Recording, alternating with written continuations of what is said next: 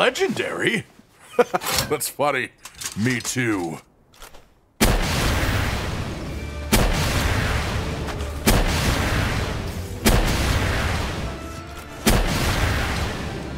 Ladies, gentlemen, and pals of all ages, when it comes to the combat of Palworld, there are two major aspects to consider. The one most people will properly pay attention to and actually play around and care about is the pals. You throw them around, you can even ride them to command them manually, and they can actually get very, very strong. But realistically, they are only actually half of the formula to true combat strength in this game, or maybe even less, which is what we're about to explore today. We're going to break down every avenue to increasing the player strength itself that exists currently in the game and can be activated simultaneously. Then we will see the results that actually has when you put it into work. We'll do a comparison of each step so you know how valuable they actually are, and of course we'll talk about how to get the required things to get it done. Put simply, today I'm teaching you how to become a one-man army, how to become the threat, the danger yourself, how to use your pals not as their own weapon, but simply as a way to buff your own combat ability as a player. With a quick spoiler here being, here's a base assault rifle with no player buffing at all against a training dummy,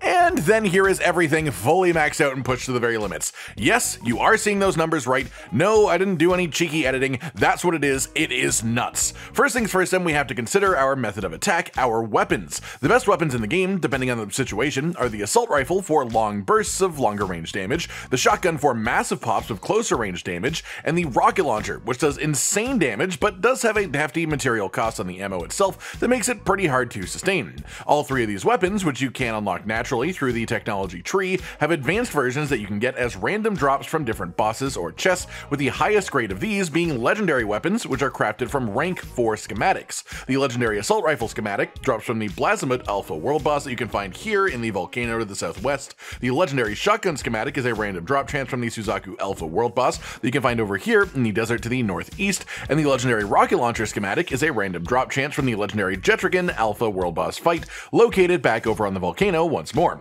Each of these is around a 40 to 50% increase in the damage over the basic versions of the weapons that you unlock in the tech tree, with the assault rifle and shotgun also carrying more ammo per magazine than the earlier versions too, which is its own separate efficiency boost in its own way.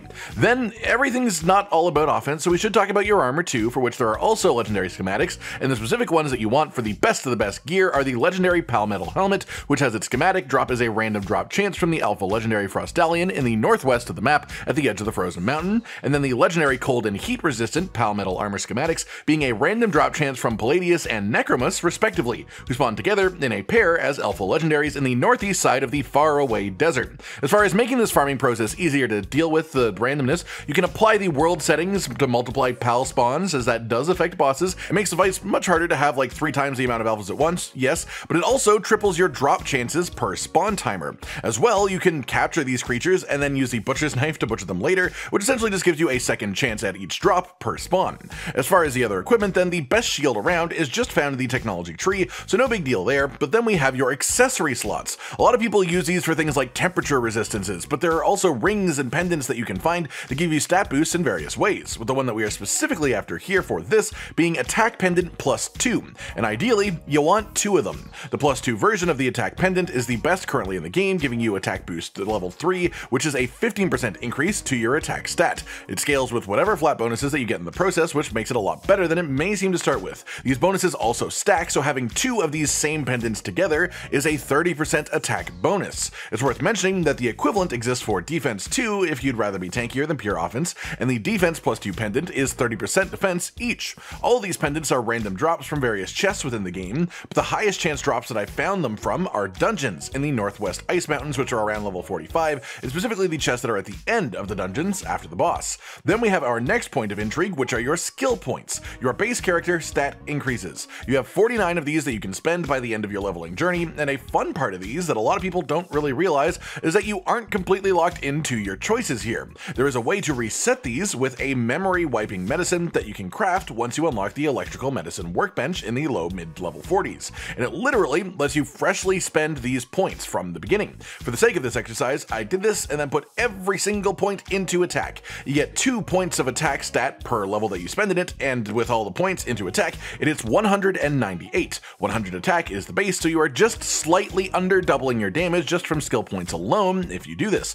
That said, it is probably a bit extreme. While you'd be surprised how tanky we are going to get without putting any points into HP, the one problem area I'd say here is weight, as without any weight bonuses, your maximum weight limit is 300, and a good portion of that will go just to your equipment itself. So for a realistic long-term situation, I'd more recommend just putting a few points into weight at least, but again, this is for the sake of testing, so I have personally gone all in on attack. For the sake of comparison of the two things that we've covered so far, here are some assault rifle shots with a basic craftable assault rifle. Now here is the legendary assault rifle with no other changes. Then we add on our attack pendants and it jumps up quite a bit. Now let's put all of our skill points into attack for a massive jump once more. We are still relatively early in the process though, but as you can already see, player damage can ramp up massively if you start putting all these things together properly and purposefully.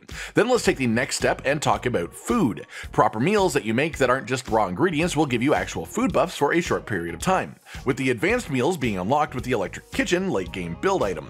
A few of these, such as the Mozzarella cheeseburger, will specifically give you a 20% boost to attack. So again, here is your comparison of assault rifle damage, but now with a cheeseburger in our body. At this point you may be thinking, surely we've reached the peak, right? This is so much more than we started with. But no, we're not actually even close, because now it's time to include the other half of the combat equation and how we can use that to boost our own power as the player. That's right, we're going to be using pals to increase player damage. The easiest thing that you could do without even leaning into it crazy hard or choosing your specific pals based around this concept is just dependent on the passive skills that your pals have. There are 2 passive skills in the game that can affect player combat stats, and these are Vanguard for 10% bonus attack to player, and Stronghold Strategist for 10% bonus defense to player, which are permanently active for any pal that has them in your party. These passives also stack with each other, and so if you have both of these on all 5 pals in the party, that is 50% bonus attack and 50% bonus defense to player just permanently.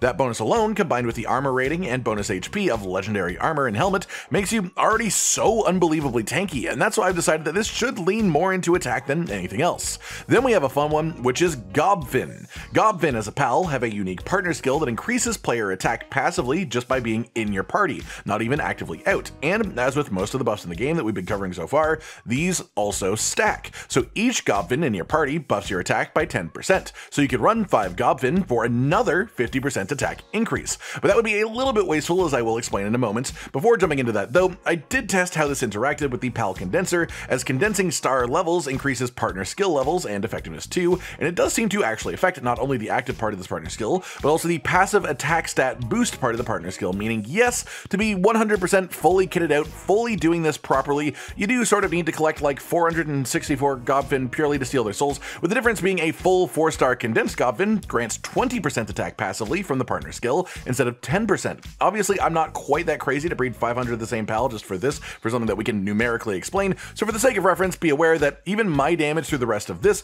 could be getting another 3 sets of 10% bonus passive attack if my other 3 Gobin were also fully condensed. That said, let's talk about how you should probably use your party slots in the game. 5 slots could all be Gobin for this, but I instead recommend only having 4 Gobin.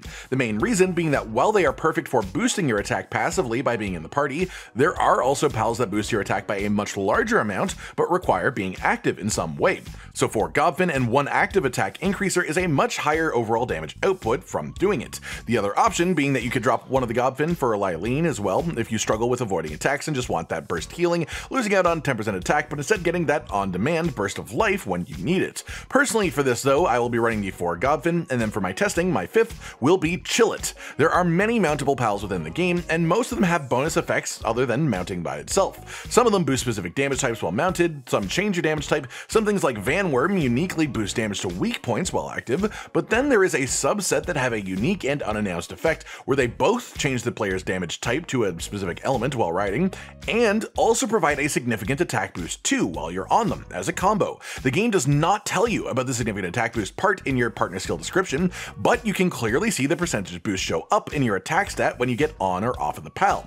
For reference, these pals are Pyron Noct and Maraith, which also turn player damage into dark damage, Pyron and Ragnahawk, who also turn player damage into fire damage, Univolt and Beacon, who also turn player damage into electric damage, Azarobe, who makes player damage count as water type, and then Chillet, who does the same but changes player attack to dragon type. It's also worth mentioning that having Anubis just just out fighting with you will change player attack to ground type and provide a smaller attack bonus, but his attack bonus is actually notably lower than the riding mounts that we just went over. That said, let's get into the numbers, again using Chillet as our example here. At a base, Chillet will increase the player attack stat by a further 50% while being ridden, which is of course a massive amount, but this is where condensing matters a hell of a lot even more, because a full 4-star condensed Chillet with a level 5 partner skill will actually become a 100% attack bonus, so literally double the effectiveness of a base Chillet if you condense into it. As well, of course, this changes the elemental type of your attacks, and it's worth noting that if you element match correctly and get super effective hits, your damage goes up by 50%, so that is its own 50% boost just for switching out the correct pal from that list of mounts that I just gave you, depending on what you're going to be fighting. So let's go back to these comparison assault rifle shots then. Here once again, everything before including pals. Then now here's the 50% boost from 5 Vanguard passive skills combined with the 40% boost of 4 Gobfins in the party, and now let's hop on our Chillet for our final damage number here, and you can see we've gone up from somewhere around 500 damage per shot all the way up to hitting just over 7,000 per shot, depending on damage variance, which means that we have essentially increased our damage by 1,300%. Yep, on the stat screen it says 230% increase and then the 20% for food, but keep in mind the legendary weapon bonus, the attack stat raising itself, and the fact that all this stuff multiplies together with each other functionally extremely well, and this is the end result.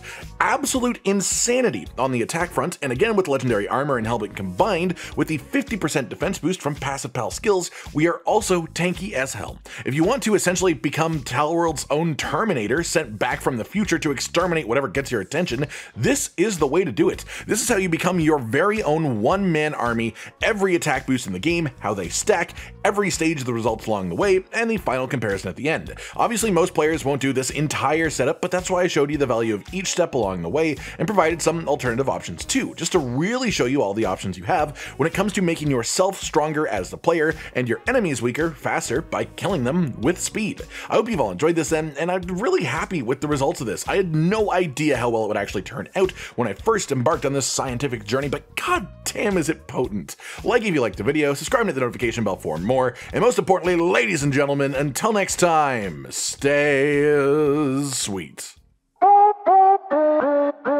Josh, Cotton, and Hollow with the videos, dropping the humor like a hammer on your tippy toes, bringing entertainment on a daily arrangement to take our insanity and turn it into entertainment. Yes, I said entertainment twice, to reiterate that it is nice to look into your faces on a mostly daily basis when you let us in your homes to make the whole world a stage.